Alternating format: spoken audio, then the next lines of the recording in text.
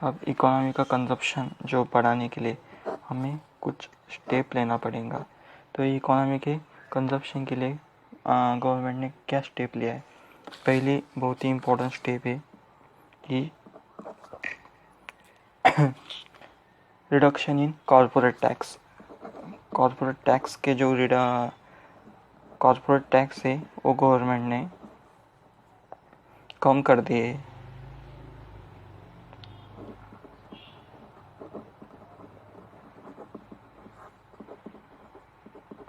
लिया लगभग अभी 22% से। इसमें आप देखेंगे कि जो इंडियन कंपनी का जो कॉरपोरेट टैक्स था वो लगभग 25% कुछ था, और जो फॉरेन कंपनी का था वो 14% कुछ मिला के पूरा टैक्स था। इसमें इंडिया के जो कुछ एडिशन टैक्स भी गिरते हैं उसमें लगभग वो 28-29 के लगभग जाता है। तो ऐसा इंडिया और फॉरेन कॉर्पोरेट टैक्स डिफरेंट होते हैं। एक बहुत ही इम्पोर्टेंट कंसेप्ट है। अभी ये गवर्नमेंट ने टैक्स रिडक्शन क्यों किया, इससे बेनिफिट क्या होगा। बेनिफिट के लिए तो बेनिफिट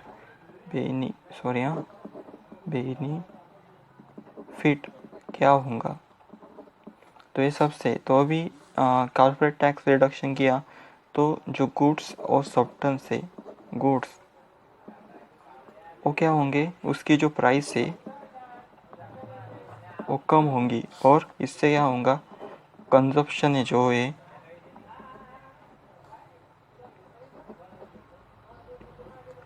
इंक्रीज होगा। तो इनडायरेक्टली इंडियन गुड पे इसका फ़ायदा होगा, और जो है इंडिया की जो इकोनॉमी है वो इकोनॉमी बूस्ट होंगी।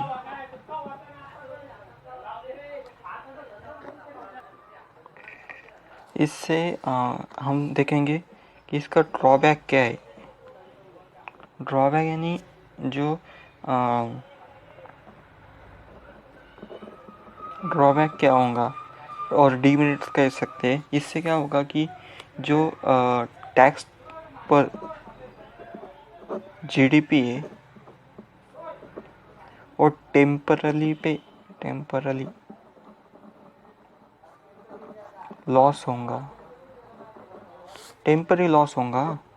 इसलिए गवर्नमेंट यानी डायरेक्टली क्या कह सकते हैं हम,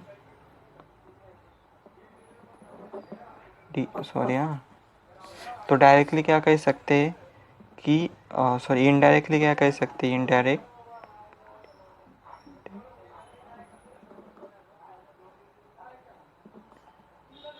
क्या कह सकते हैं कि गवर्नमेंट को टैक्स लॉस होगा, ये हम कह सकते हैं। ओके, अभी आगे का एक इम्पोर्टेंट पॉइंट ऐसा है कि फिस्कल डिफिसिट्स। अब ये फिस्कल डिफिसिट्स में तो मैंने अलग ही चैप्टर बना लिया है कि एक्चुअली फिस्कल डिफिसिट होता क्या है, और एक इस पे गवर्नमेंट पे कैसा असर पड़ता है। लेकिन अभी का हमको फिस्कल डिफिसिट देखना, यानी जो सर्वे के अनुसार जो फिस्कल डिफिसिट्स है, अभी जो फिस्कल डिफिसिट्स है वो देखना अभी बहुत ही इम्पोर्टेंस है। क्या है फिस्कल डिफिसिट, तो नॉर्मली फिस्कल डिफिसिट की मैंने डेफिनेशन पे और उस पर एक पूरी वीडियो लेक्चर ही बनाया है। आपको डिस्क्रिप्शन बॉक्स में मैं उसके लिंक सेंड कर दूंगा, और आप मेरे चैनल को कमेंट और लाइक बना देखिए, और क्या आपको उसमें एडिशन चाहिए। तो अभी मैं इकोनॉमिकल सर्वे से जो मेरे को इम्पोर्टेंट लगता है वो अभी, और सर्वे में जो दिया हुआ है वो मैं कवर कर लेता हूँ। Economic what is fiscal deficit, तो आपके फिस्कल डिफिसिट जो है तो उसकी आसान भाषा में डेफिनेशन है कि fiscal deficit is equal to government expenditure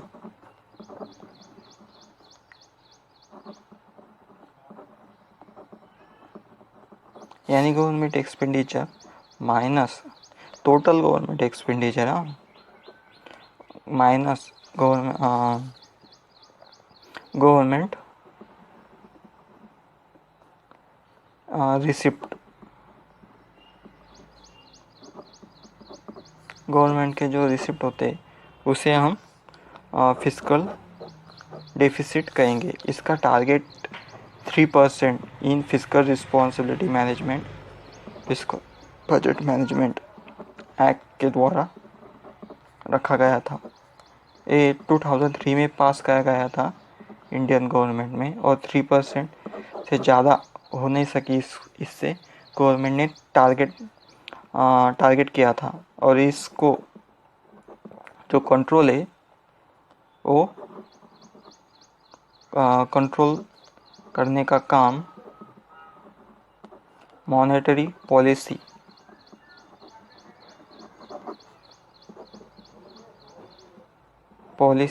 करती है। इस पे हम आगे देखेंगे कि मॉनेटरी पॉलिसी कैसे वर्क करती है बैंकिंग सिस्टम में। ये इम्पोर्टेंट टॉपिक है। ओके, पहले हम देख लेते हैं कि फिस्कल डेफिसिट के जो पॉइंट्स है। अभी मैंने बताया कि ये 3% टारगेट था। अभी क्या होगा है कि हमारा जो फिस्कल डेफिसिट है वो 3% से भी आगे चला गया है। अभी 2019 में गवर्नमेंट ने लॉ लाया था, उसका नाम है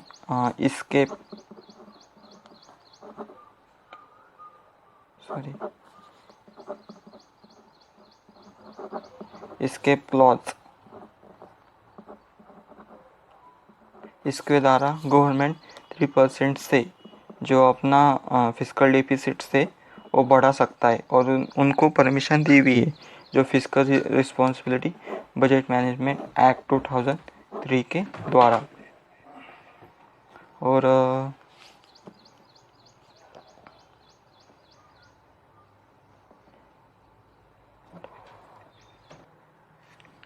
हम देख लेते हैं कि फिस्कल डेफिसिट कैसे गवर्नमेंट का बढ़ रहा है। अभी आप एक ग्राफ देखिए 2011, 12, 13 में जो ग्रॉस फिस्कल डेफिसिट्स, यानी इसके डेफिनेशन में मैं बाद में बता दूंगा कि ये ग्रॉस फिस्कल डेफिसिट्स क्या है। ये वीडियो कट कर। यहाँ ये जो ग्राफ है यहाँ पे आप देखेंगे कि ये जो लाइन है अभी ये, तो ये ग्रॉस फिस्कल डेफिसिट्स ये पे ये जो दिख रहे हैं आप 2.2, 2.6, 3, 3.5, 2.4, 2.9 एंड 2.6 एक क्रॉस फिस्कल डेफिसिट से जो ऐसे आपको ये तो रेवेन्यू डेफिसिट से। और डेब्ट टू जीडीपी आप एक देख सकते हैं कि ये कैसे बढ़ रहा है। अभी एक्चुअली डेब्ट टू जीडीपी यानी गवर्नमेंट का कितना डेब्ट है विथ टोटल ऑफ जीडीपी, यानी इंडिया की जो जीडीपी है उससे कंपेयर कितना डेप्ट है, तो बहुत ही डेप्ट है 22.6, 23 पॉइंट, तो ये बहुत ही पैमाने में है। तो ये ग्रॉस फिस्कल डेफिसिट से अभी मैंने एक लेक्चर में फिस्कल डेफिसिट्स को आपको बता दिया था, लेकिन ग्रॉस फिस्कल डेफिसिट यानी क्या है कि इस जो ग्रॉस फिस्कल डेफिसिट से उसमें फिस्कल डेफिसिट्स माइनस जो गवर्नमेंट लोन देती है और कर्जा देती है, तो उसको माइनस करके जो कुछ बचता है, यानी लोन और स्टेट गवर्नमेंट पे जो खर्चा करती है अदर बॉडी पे, तो वो छोड़ के जो रहता है तो उसको हम क्या कहेंगे, ग्रॉस फिस्कल डेफिसिट। मैंने एक यहाँ पे लेक्चर बनाया, आप वो पूरा देख सकते हैं। अभी देखिए कि जो गवर्नमेंट का फिस्कल डेफिसिट से वो बढ़ने का मेन कारण क्या है।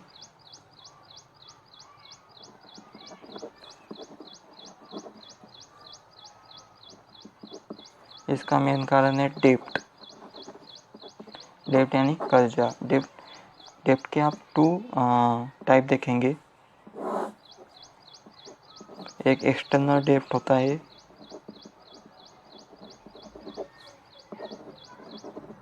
और एक इंटरनल डेप्ट।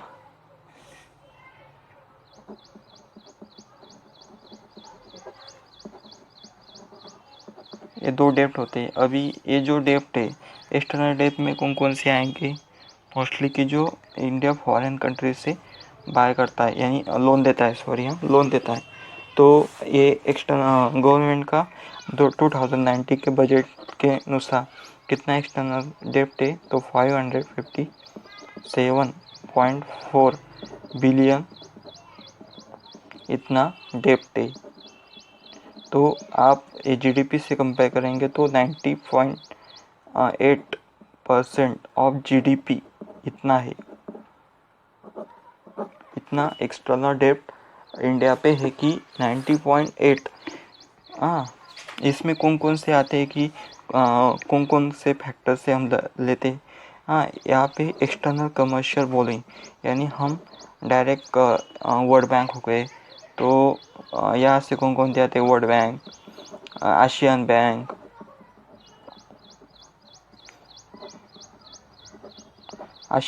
और अदर जो बैंक से हम डायरेक्टली बोरो करते हैं, तो इसमें एक्सटर्नल कमर्शियल बोरिंग की जो ऑल कंट्री आते हैं उसमें। और सेकंड बायलैटरल यानी हम जापान से अभी लोन लिए थे 2070 में, तो जो लोन लेगा तो उससे क्या कहेंगे हम, बायलैटरल लोन। तीसरा टॉपिक है एनआरआई डिपॉजिट। तो एनआरआई डिपॉजिट बोले तो क्या होगा कि जो अदर कंट्री से हम क्या करते हैं, अदर कंट्री वाले जो पीपल है, एनआरआई पीपल है, तो इंडिया के जो रुपी में वो कुछ तो डिपॉजिट रखते हैं, तो उसको क्या कहेंगे हम सिंपल भाषा में, एनआरआई डिपॉजिट। ये इतनी कोई कॉम्प्लिकेटेड टर्म तो नहीं है। हाँ, ये बायलैटरल यानी जो अदर कंट्री से, यानी एग्जांपल जापान। एनआरआई यानी फॉरेन करेंसी में, करेंसी जो है इंडियन रुपी के में डिपॉजिट करते हो। अभी इंटरनल डेप्ट क्या होती है, तो इंटरनल डेप्ट में बहुत ही जो गवर्नमेंट के ट्रेजरी बिल, एक आप कह सकते हैं। अभी ट्रेजरी बिल क्या होता है कि ये सेंट्रल गवर्नमेंट ही इशू करता है। 14 जो ट्रेजरी बिल है ये इशू करता है सिर्फ सेंट्रल गवर्नमेंट। हाँ, और इसका जो पीरियड से जो है ये शॉर्ट टर्म लोन होता है। गवर्नमेंट को जो मिसमैनेजमेंट हुआ है अभी इकोनॉमी में रुपये और पैसे के, उसको भरने के लिए ये ट्रेजरी बिल इशू करते हैं। और ये ट्रेजरी बिल एक इक्विवेलेंट पीरियड यानी 14, 13 ऐसे जो पीरियड्स है, इसमें गवर्नमेंट को डेब्ट रिफे करना होता है।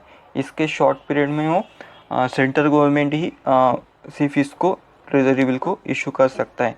और अदर है जैसे कि हम इंटरनल डेब्ट बोले तो ओपन मार्केट ऑपरेशन होता है। उसमें हमारा जो गवर्नमेंट का जो बॉन्ड है वो डायरेक्टली सेल किया जाता है। तो वो जो है, जो पूरा फैक्टर है उसको हम डेब्ट कहेंगे। दोन मेन डेब्ट है। अभी इंडियन जो डेब्ट है मेन फर्दर द, हाँ, जो मैंने बोला ना कि जो ट्रेड द्वारा भी होता है, तो ट्रेड द्वारा हम कभी कभी पैसे रह जाते हैं तो उधारी रहती है, तो उसको भी हम एक्सटर्नल डेब्ट में प्रयुक्त कर सकते हैं। अभी इस पे एक इम्पोर्टेंट टॉपिक आता है, बैलेंस ऑफ पेमेंट।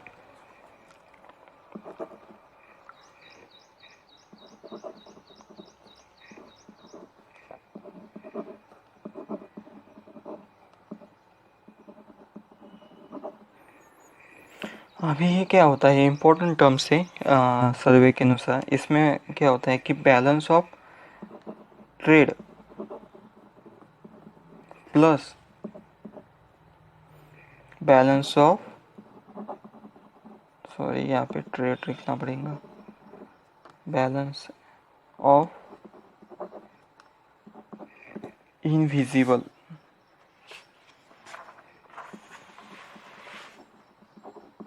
स्पेलिंग का भी मिस्टेक हुई तो आप समझ लेना, क्योंकि थोड़ा थोड़ा इशू आता है स्पेलिंग को मेरे को। तो आप एक मिनट, मेरे को वो अंक दिखना है कि आपको समझने के लिए। हाँ, अभी अब मेरे को हाँ इनविजिबल है, आपको समझ में आया कि बैलेंस ऑफ इनविजिबल। मैं स्पेलिंग चेक कर रहा हूँ ये सही में है क्या नहीं। हाँ सही है, स्पेलिंग सही है। तो अभी देखा, अभी आपको समझना पड़ेगा कि बैलेंस ऑफ ट्रेड क्या होता है एक्चुअली। हाँ, बैलेंस ऑफ ट्रेड क्या होता है। तो बैलेंस ऑफ ट्रेड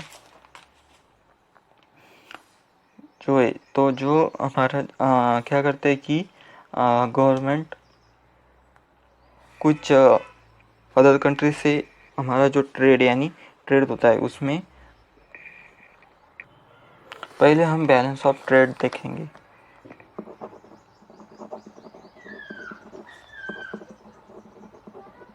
ये क्या होता है कि हम जितना इंपोर्ट करते हैं मर्चेंटाइज यानी जो हमारा गुड्स है वो हम इंपोर्ट करते हैं, इससे हम क्या करेंगे, माइनस करेंगे हमारा एक्सपोर्ट।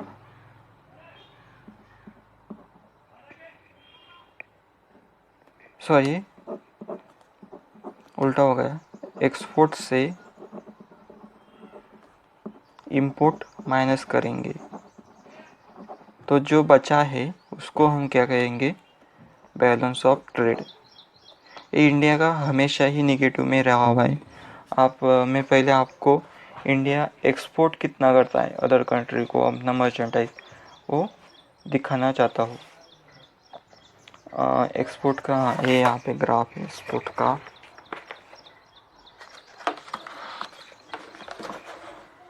तो आप देख सकते हैं कि इंडिया 2009 और 14 को 15.7 इतना एक्सपोर्ट करता था, 1490 को 12.7, 1890 को 12.2, 1920 को 11.3 इतना करता था। और इंपोर्ट कितना करता था,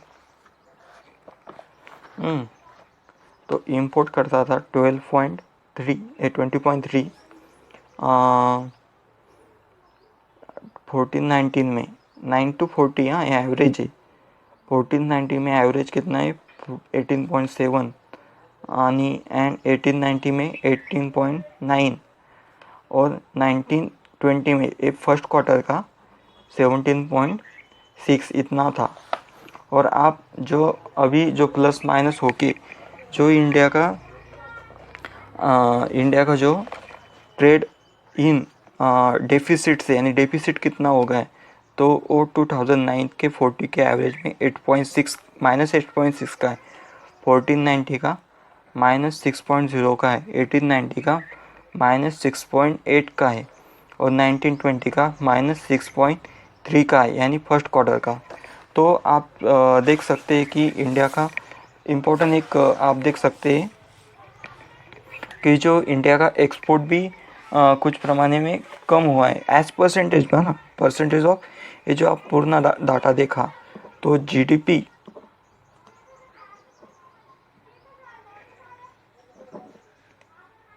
के परसेंटेज में देखा, यानी आप अभी इंपोर्ट एक्सपोर्ट है तो एक्सपोर्ट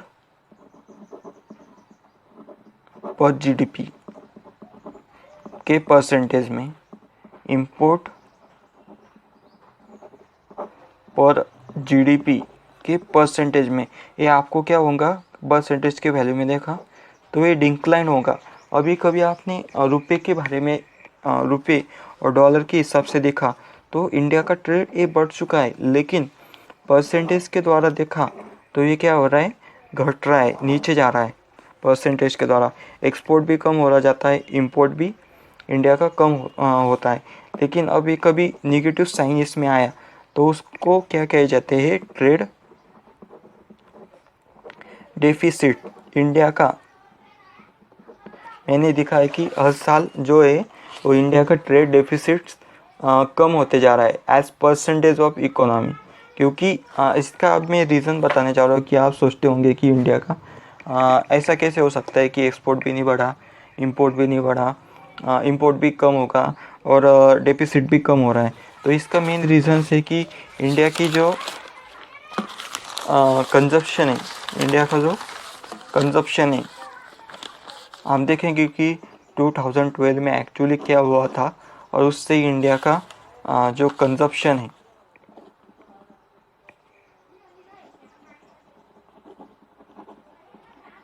वो कैसे लो हुआ था, तो मैं देखूँगा। लेकिन एक्चुअली क्या हुआ है कि इंडिया का जो कंजप्शन है वो लो हो गया है। इससे क्या होता है कि इंडिया का कंजप्शन लो होने के कारण ऑटोमेटिकली जो ट्रेड जो इंडिया को गुड्स लगता था उसको भी कम हो जाएगा।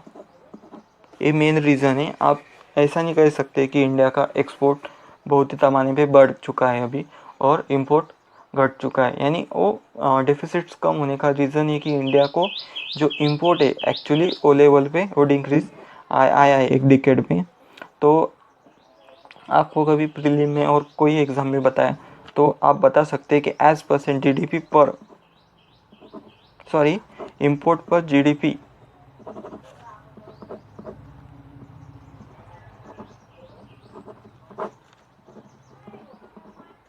जो इंडिया का ट्रेड है वो डिक्रीज़ हुआ है। और कहा तो इंपोर्ट एक्चुअली डिक्रीज़ हुआ है इन परसेंट इन वैल्यू। तो ये यहाँ पे कुछ ठिकान पे कांस्टेंट है, यहाँ पे वो इकोनॉमिक सर्वे में डाटा नहीं दिया, तो कुछ साइड पे इंक्रीज भी हो चुका है। ओके।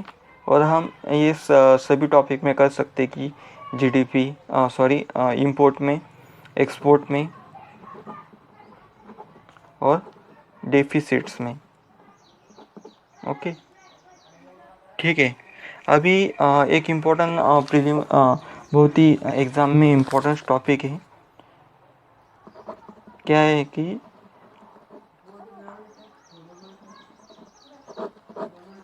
एग्ज़ाम का एक इम्पोर्टेंट ही टॉपिक है कि हम इंपोर्ट क्या करते हैं, और सेकंड टॉपिक है एक्सपोर्ट क्या करते हैं ज़्यादा। तो ये बहुत बार बहुत ही एग्ज़ाम में क्वेश्चन पूछते आए हैं। तो इंपोर्ट क्या करते हैं हम, क्रूड ऑयल, ये सभी को पता है। सेकंड है गोल्ड। थर्ड है पेट्रोलियम प्रोडक्ट, यानी जो पेट्रोलियम प्रोडक्ट है। हम इस पे कुछ जो है पेट्रोलियम रॉ मटेरियल, यानी जो आउटपुट होता है, यानी जो पेट्रोलियम क्रूड ऑयल एक्सपोर्ट किया करने के इंपोर्ट करने के बाद जो हम उस पर फाइनल फाइनल गुड है, तो वो हम इस एक्सपोर्ट भी करते हैं जो पेट्रोलियम प्रोडक्ट है।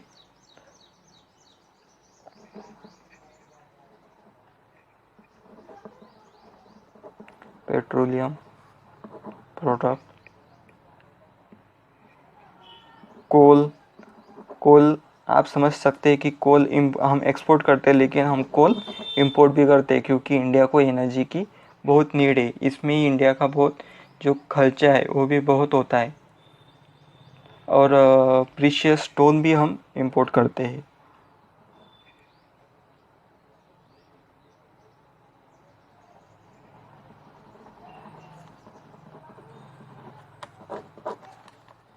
एक्सपोर्ट,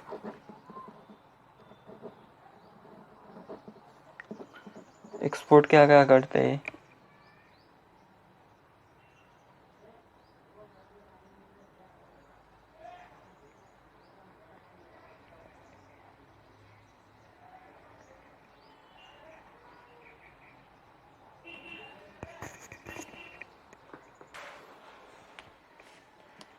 यहाँ पे मैंने बताया था कि पेट्रोलियम प्रोडक्ट है, कुछ पेट्रोलियम प्रोडक्ट हम एक्सपोर्ट भी करते हैं, यानी ये दोनों साइड्स पे है। क्योंकि इंडिया पे रिफाइनरी जो है इसकी रिलायंस की रिफाइनरी आप सोच सकते कि वो बहुत बड़ी रिफाइनरी है, गुजरात में भी है, महाराष्ट्र में मुंबई पे। प्रेशियस स्टोन भी हम एक्सपोर्ट करते हैं और इंपोर्ट भी करते हैं।